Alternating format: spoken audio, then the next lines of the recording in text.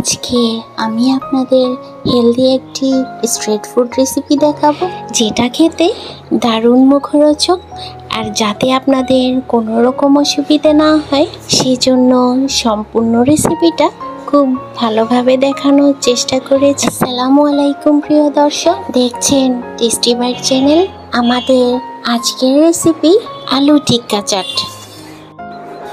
আলু টিক্কা চাটে হয়তো আপনারা নিশ্চয়ই দেখতে পেয়েছেন একটা গ্রিন চাটনি থাকে, তাই প্রথমে আমি আপনাদের সেটা বানিয়ে দেখাবো। তার জন্য লাগছে খুবই সিম্পল ইনগ্রেডিয়েন্টস, যেমন ধনে পাতা, পুদিনা পাতা, লাগছে ঝালের জন্য কাঁচামরিচ, সাথে এক টুকরো ছোট আদাকে পাতলা করে কেটে নিয়েছি, আর লাগছে 4-5টি রসুনের কোয়া। আর এই সবগুলো উপকরণ গ্রাইন্ডার জারে নেওয়া হয়ে গেলে এতে একে একে দিয়ে দিব হাফ চা চামচ লবণ, স্বাদটা একটু বাড়ানোর জন্য হাফ চা চামচ বিট লবণ, দিয়ে দেব হাফ চা চামচ চাট মশলা, হাফ চা চামচ চিনি। এছাড়াও স্বাদটা একটু ব্যালেন্স করার জন্য লাগছে 1 চা চামচ লেবুর রস। এছাড়াও দিতে পারেন 2 চা চামচ টক দই, এতে করে স্বাদটা দ্বিগুণ বেড়ে যায়। আর সবশেষে লাগছে কয়েক টুকরো বরফ কুচি, যাতে ব্লেন্ড করার পরে এর কালারটা একেবারে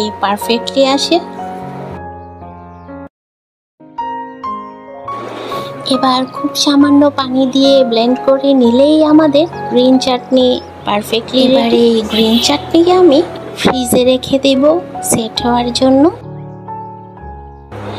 এরপর যেটা তেঁতুলের চাটনি দেওয়া হয় সেটাও বানিয়ে দেখাচ্ছি। তার জন্য কিন্তু অবশ্যই পাকা তেঁতুল লাগবে। এখানে আমি 2 টেবিল চামচ তেঁতুলকে 2 কাপ পানির সাথে খুব ভালোভাবে মিশিয়ে নিচ্ছি।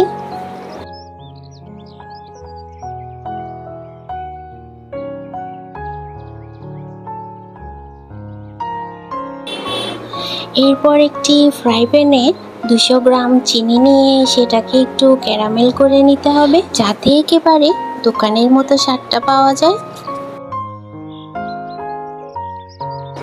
আর যখনই দেখবেন ঠিক এরকম গোল্ডেন ব্রাউন কালার চলে এসেছে আর চিনিটাও খুব ভালোভাবে মেল্ট হয়ে গিয়েছে, যে তেঁতুলটা আমরা পানিতে মিশিয়ে রেখেছিলাম সেটা ছেঁকে এখানে দিয়ে দিব। আশা করি দেখে নিশ্চয়ই বুঝতে পারছেন কোনো রকম আর্টিফিশিয়াল কালার ব্যবহার না করেও এর কালারটা কতটা সুন্দর এসেছে।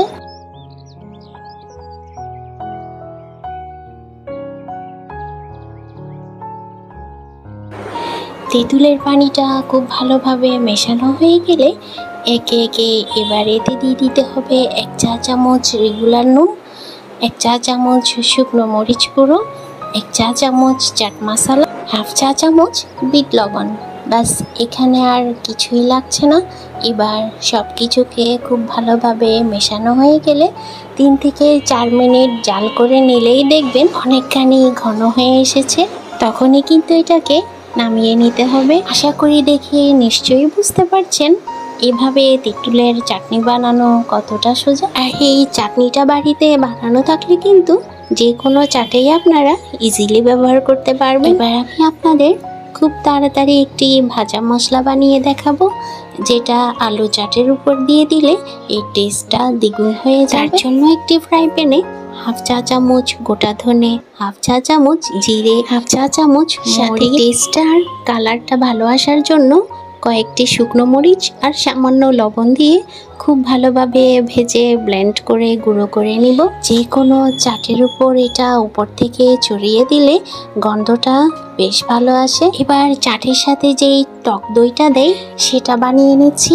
একেবারেই সিম্পল প্রসেস, জাস্ট পরিমাণ মতো টক দই নিয়ে এতে 3 চা চামচ চিনি মিশাতে হবে, সাথে কয়েকটা আইস কিউব দিয়ে খুব ভালোভাবে মিশিয়ে নিতে হবে। আইস কিউব দেওয়ার ফলে দইটাতে খুব তাড়াতাড়ি ক্রিমি টেক্সচার চলে আসে। দইটা এক্সট্রা ঠান্ডা হওয়ার কারণে এর টেস্টটাও স্বাদের তুলনায় বেশি মিষ্টি। আশা করি এতক্ষণ রেসিপিটা বুঝতে আপনাদের খুব বেশি অসুবিধা হচ্ছে না।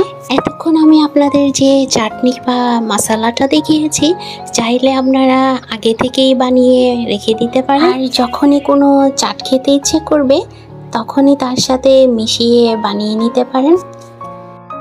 এবার আমাদের আলু চাট বানানোর জন্য লাগবে হলুদ মটর, যেটা আমরা চটপটিতে ব্যবহার করে থাকি। এটাকে আমি ওভারনাইট ভিজিয়ে রেখেছিলাম, তবে হাতে যদি সময় কম থাকে তাহলে 2 থেকে 3 ঘন্টা উষ্ণ গরম জলে ভিজিয়ে রাখতে পারেন। আর এটা সিদ্ধ করার জন্য প্রেসার কুকার নিয়ে নিচ্ছি। আর সর্বপ্রথম এতে খুব সামান্য তেল গরম করে দুটো মাঝারি সাইজের কুচনো পেঁয়াজকে ভেজে নিতে হবে। এটাকে একেবারে লাল করে ভাজতে হবে তা কিন্তু না। পেঁয়াজের কাঁচা গন্ধটা চলে গেলেই এতে দিয়ে দিব 1 টেবিল চামচ আদা রসুন বাটা। এরপর সেটাকেও একবার ভালোভাবে মিশিয়ে নিয়ে ভেজানো যে মটরগুলো ছিল সেটা দিয়ে দিব।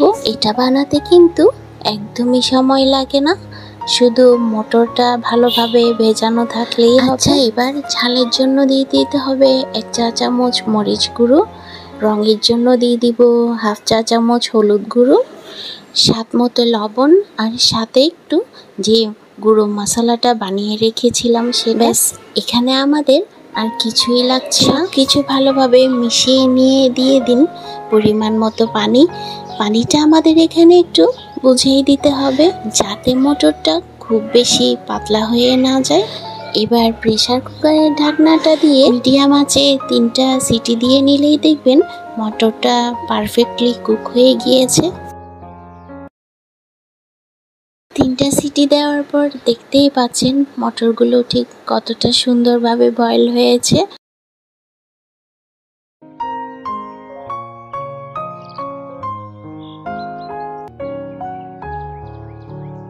এবার আলু টিক্কা বানানোর জন্য আমি নিয়েছি 1/2 কেজি আলু, যেটাকে আমি আগে থেকে খুব ভালোভাবে বয়েল করে ম্যাশড করে নিয়েছিলাম।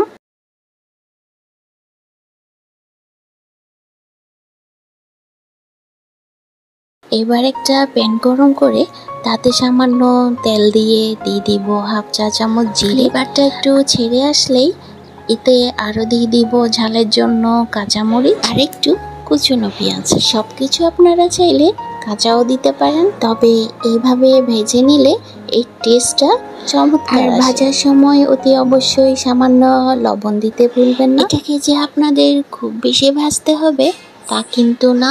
পেঁয়াজের কাঁচা গন্ধটা চলে গেলেই গ্যাসটা বন্ধ করে গ্রেট করা আলুর সাথে মিশিয়ে দিতে হবে। আচ্ছা, এবার টিক্কার টেস্টটা বাড়ানোর জন্য আরও কি লাগছে সেটাও দেখে নিন। দিচ্ছি স্বাদ মতো লবণ, সাথে বিট লবণ। এছাড়াও যে মশলাটা বানিয়ে রেখেছিলাম 1 চা চামচ দিয়ে দিচ্ছি। এছাড়াও দিচ্ছি 1 চা চামচ ঘি। এটা একেবারেই অপশনাল, আপনারা চাইলে নাও দিতে পারেন। এবার বেশ খানিকটা ধনেপাতা দিয়ে খুব ভালোভাবে মিশিয়ে নিব।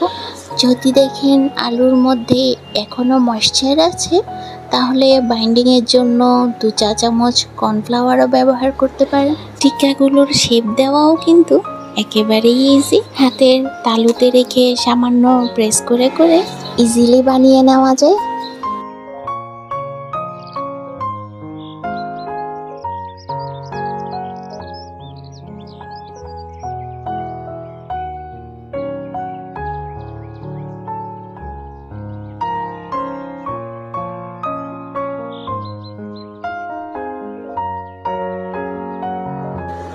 আচ্ছা, এবার এগুলোকে আমি খুব সামান্য তেল দিয়ে স্যালো ফ্রাই করে নিচ্ছি। আপনারা চাইলে এটাকে তেলটা একটু বেশি দিয়েও করতে পারেন। আর একদিকটা হয়ে গেলে অপর দিকটাও পাল্টে নেবেন, তবে একটু সাবধানেই পাল্টাবেন যেহেতু এটা খুবই নরম, তাই এটা ভেঙে যাওয়ার সম্ভাবনা থাকে। ব্যাস, এখানে আমাদের আলু টিক্কাটাও তাহলে একেবারেই রেডি। এবার এটা পরিবেশন কি করে করবেন সেটাও দেখিয়ে দিচ্ছি।